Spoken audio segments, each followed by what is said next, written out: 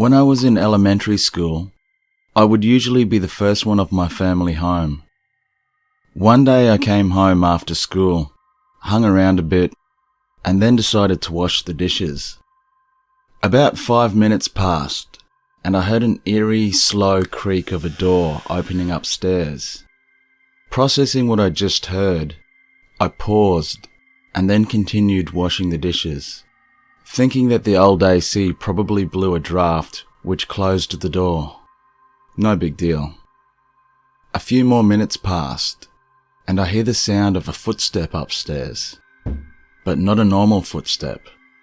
It sounded like someone was wearing heavy work boots and almost stomped their foot on the hardwood floor. The step was followed by another, and then shifted into a slow pace. It couldn't have been more than 5 or 6 steps when the noise came to a stop. At this point, I instinctively jumped to the conclusion that my stepfather is getting ready for work.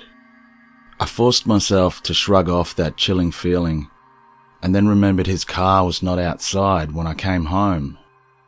I just stood there, frozen, in front of the sink. I reached down to grab my phone from my pocket and remembered it was charging upstairs.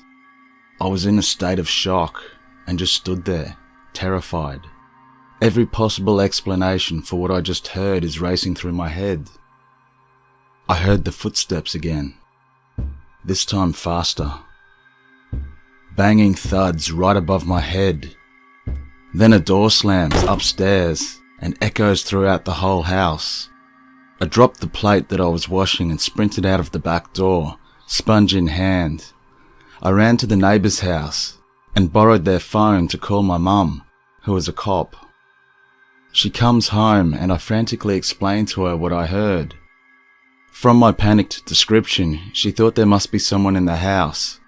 So she draws her pistol and searches the entire place, finding absolutely nothing.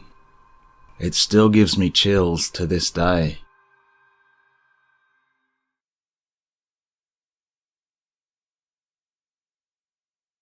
Okay, so I need to give a little backstory first.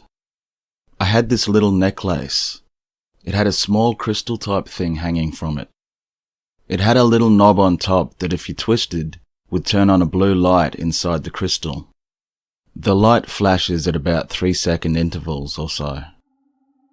Well, me and a buddy were in my room trying to sleep when we were like 14, and I had that light hanging on my wall, turned on, and flashing blue every 3 seconds.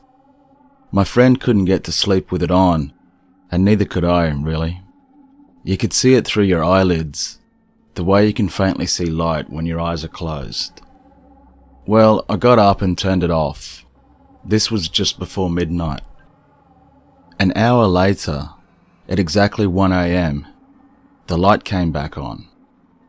It woke me and my friend and creeped us out a little. We decided just to ignore it though, so I turned it off again. Another hour passes.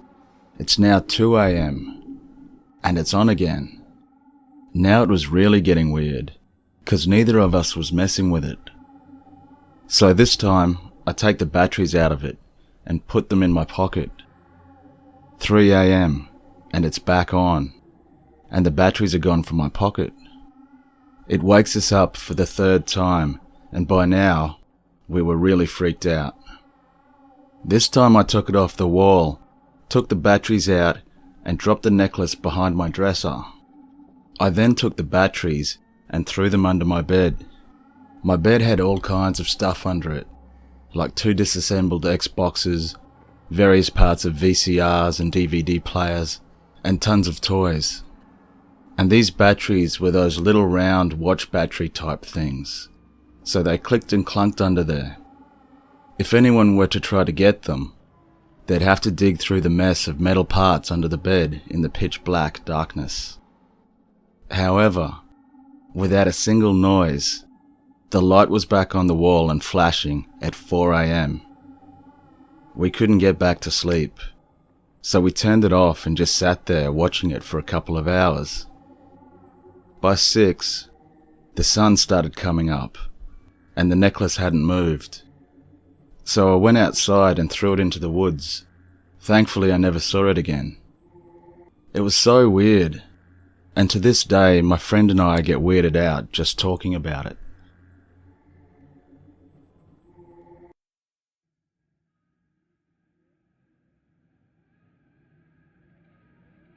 When I was 10, I went to Girl Scout camp.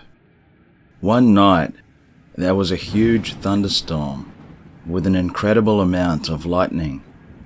During the storm, me and my friend had to go to the bathroom, so we grabbed the flashlight and ran to the latrine. On the way back, my sandal fell off into a deep puddle, which seemed to be draining into the lake by our cabin, so I had to stop to get it before it flowed into the lake.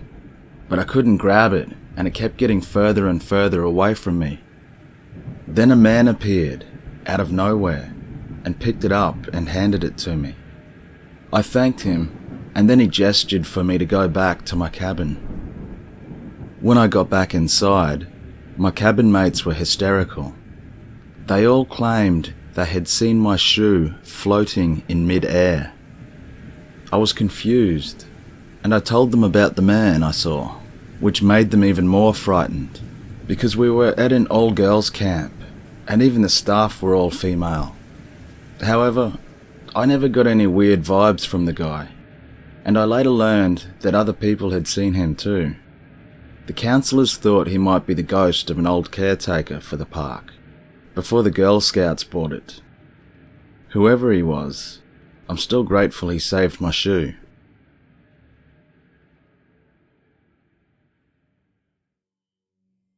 I attended a year of post-secondary at a very small, not well-known school. I lived in the dorms for a semester. In the dorms, the doors only locked from the inside, and the hallway lights were on a motion sensor after 10 p.m. to save power. My roommate and I were in our room with the door locked, and I was sitting at my desk, writing a paper last minute, with only my laptop screen for light because my roommate was trying to get to sleep. I was proofreading my paper at around 2:15 a.m.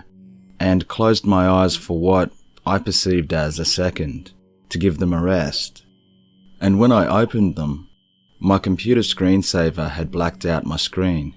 It was set for 15 minutes. In the dark, I heard my roommate thrashing in his bed and gasping into his pillow. It sounded like he needed air. So I said out loud, "Hey Mark, you okay?" And as soon as I said it, I heard him gasp like he just came up for air in a swimming pool. And as I said this, I bumped my mouse and the screen came on. Now the next two events happened so fast that for the longest time I was not sure of the order. Our door slammed open and shut very hard. It had been locked, and I heard footsteps run down the hallway to the right. Again, these two things happened almost immediately after I spoke, and the screen came on. I opened the door to see who it was, and though I still heard footsteps in the hall, nothing had tripped the motion sensors, as the hall lights were off, and only came on as I stuck my head out the door. The guys across the hall asked me who had slammed the door and was running. I had no answer for them. When I turned back into the room, Mark asked me why I thought it would be funny to hold his pillow over his face and try to suffocate him. Again, I had no answer. I explained things to him as I remembered, and he got the chills.